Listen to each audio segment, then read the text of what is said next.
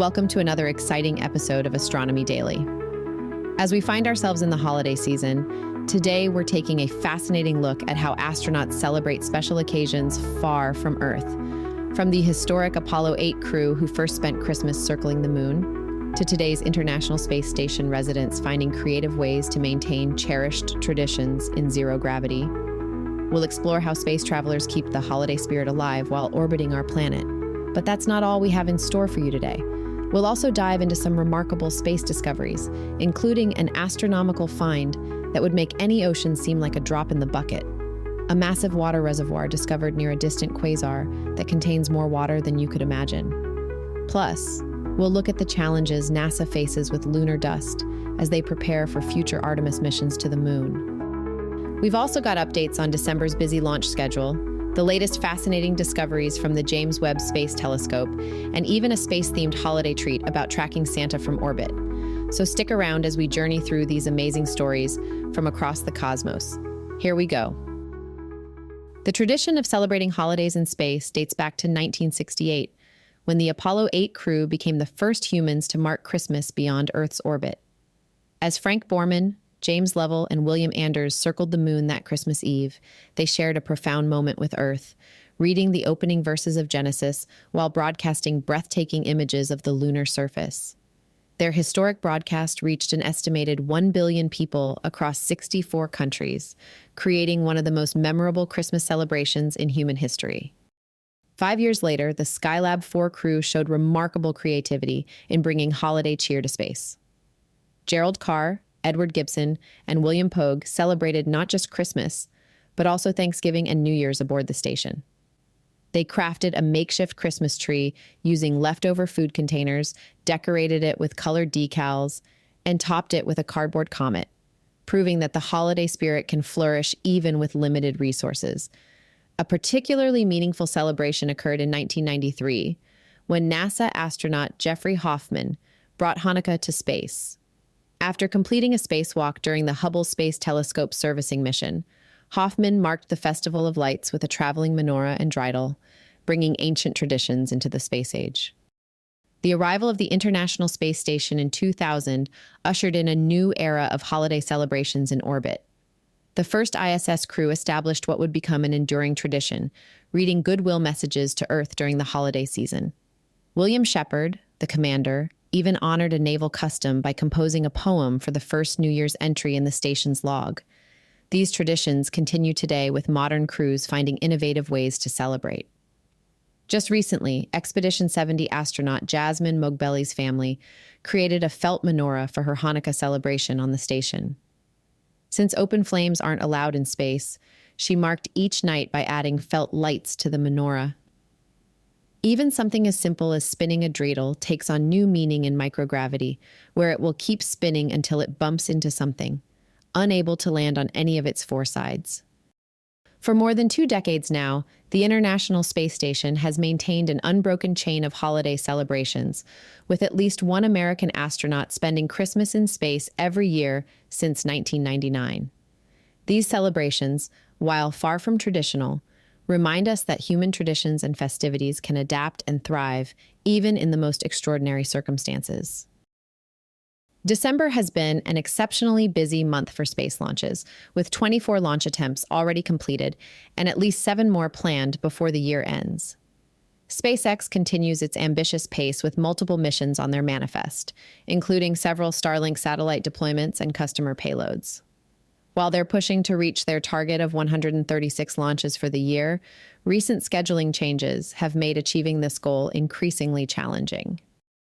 Looking at the upcoming launches, Russia is preparing for a significant mission from the Baikonur Cosmodrome. Their Soyuz 2.1B rocket, adorned with special decals marking it as the 2000th R7 rocket launch, will carry the Resurs P-5 Earth observation satellite. This mission continues the legacy of the R7 rocket family, which has been serving space exploration since 1957. Meanwhile, India's space program is preparing for an innovative mission called SpadeX, the space docking experiment. This mission will launch 2 220-kilogram satellites designed to demonstrate autonomous docking technologies in orbit. What makes this launch particularly notable is that it marks the first time India's private aerospace sector has completely assembled and tested satellites for ISRO, representing a significant shift in their space industry. China is also maintaining its presence in space activities with a planned launch from the Jiuquan Satellite Launch Center. Their Kinetica 1 rocket is scheduled to carry an undisclosed payload, though details about this mission remain limited. SpaceX will round out the year with several more Starlink missions, including launches from both Vandenberg Space Force Base and Kennedy Space Center. They're also preparing to launch the Astronomers from one to many mission, which will deploy 4 micro-GEO satellites designed to provide broadband services to various regions, including the Philippines, and services for aircraft and cruise ships. This flurry of launch activity demonstrates the growing accessibility and commercialization of space, with multiple nations and private companies working simultaneously to expand humanity's presence beyond Earth.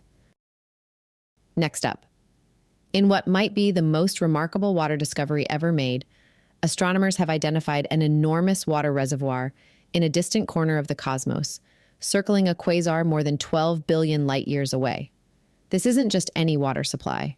We're talking about enough water to fill Earth's oceans 140 trillion times over.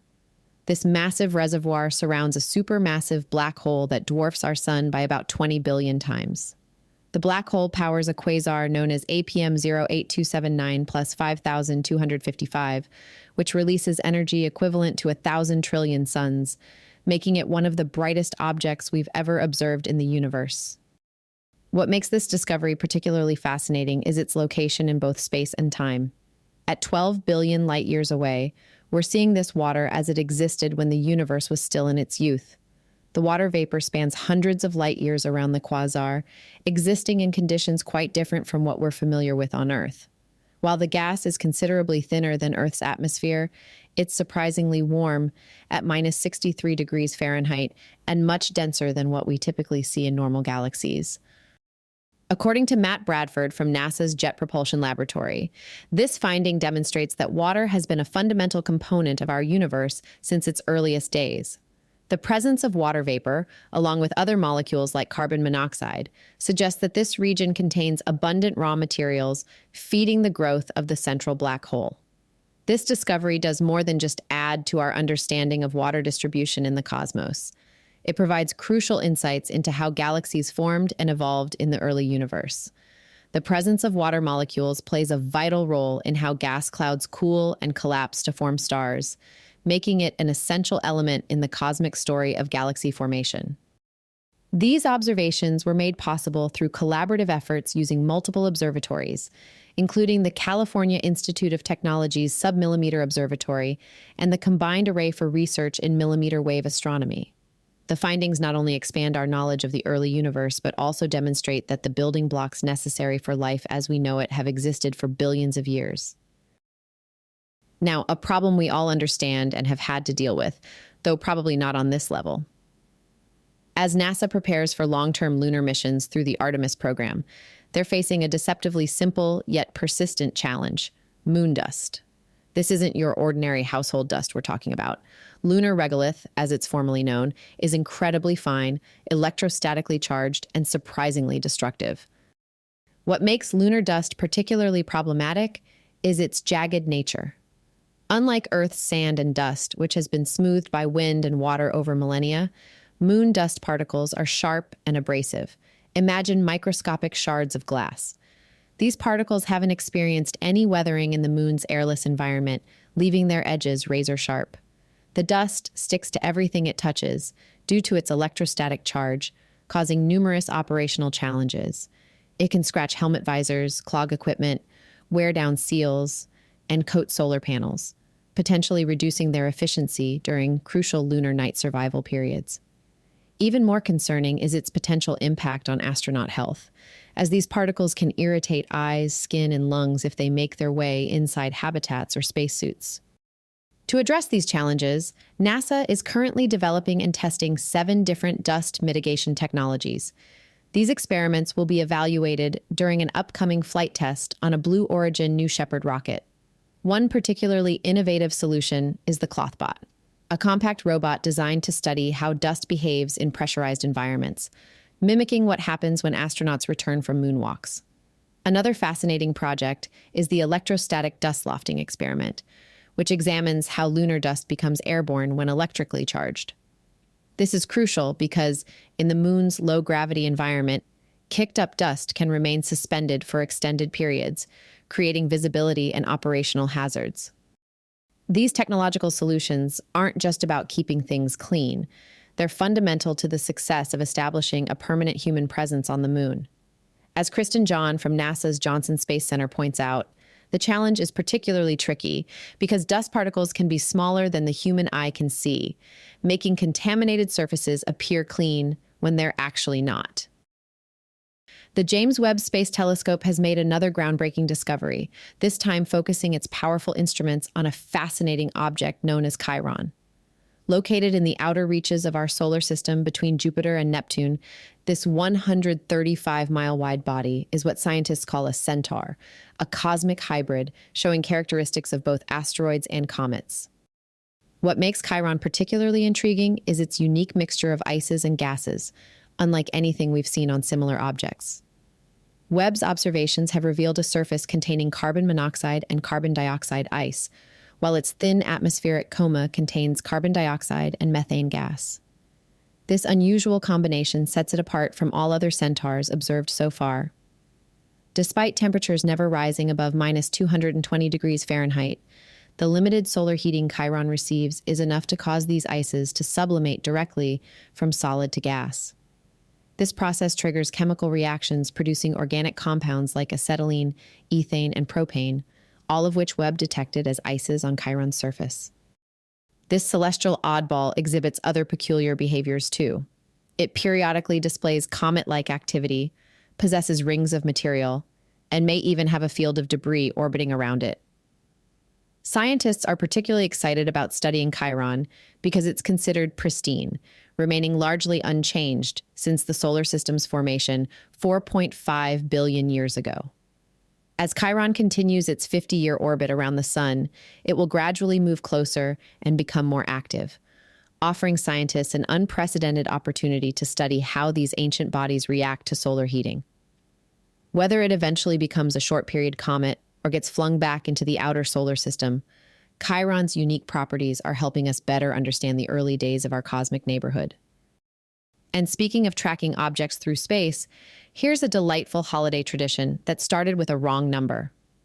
For nearly 70 years, NORAD, the North American Aerospace Defense Command, has been helping children follow Santa's journey around the globe each Christmas Eve. But this heartwarming tradition began entirely by accident. Back in 1955, a Colorado Springs Sears store printed a newspaper ad inviting children to call Santa. However, the phone number was misprinted, and instead of reaching jolly old St. Nick, the calls were connected to the Continental Air Defense Command Operations Center. Colonel Harry Shoup, who received that first misdialed call, could have simply explained the error.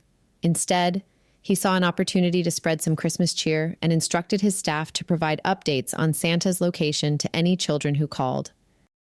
Today, NORAD has turned Santa tracking into a high-tech operation. They employ their North Warning System radar, early warning satellites, and 47 installations along North America's northern border to monitor Santa's progress. Children and families can follow along through NORAD's website, mobile app, or social media platforms, watching in real time as Santa makes his way around the world. The tracking begins at 4 a.m. Eastern Time on Christmas Eve, and volunteers staff a special hotline throughout the day. Last year, they fielded countless calls from excited children eager to know when Santa might reach their homes. It's remarkable how a simple wrong number has evolved into a beloved holiday tradition that combines the wonder of Christmas with the sophistication of modern aerospace technology. This blend of holiday magic and space-age capability shows how even the most serious organizations can help keep the spirit of Christmas alive for children around the world. And that brings us to the end of another fascinating episode of Astronomy Daily. From holiday celebrations in space to massive cosmic water reservoirs, lunar dust challenges, and Webb's latest discoveries, we've journeyed across the universe together today. I've been your host, Anna, and I want to remind you that space exploration never stops, and neither does our coverage of it. To stay up to date with all the latest developments in space and astronomy, head over to astronomydaily.io. There you can sign up for our free daily newsletter and access our constantly updating newsfeed with all the latest space news as it happens. Want to dive deeper into the stories we've covered today or revisit some of your favorite episodes? Our complete archive is available on the website. And don't forget to join our growing community on social media. You can find us as Astro Daily Pod on Facebook, X, Tumblr, YouTube, and TikTok. Until next time, keep looking up and wondering about the mysteries that await us in the cosmos. And may I wish you a very happy Christmas no matter where you are.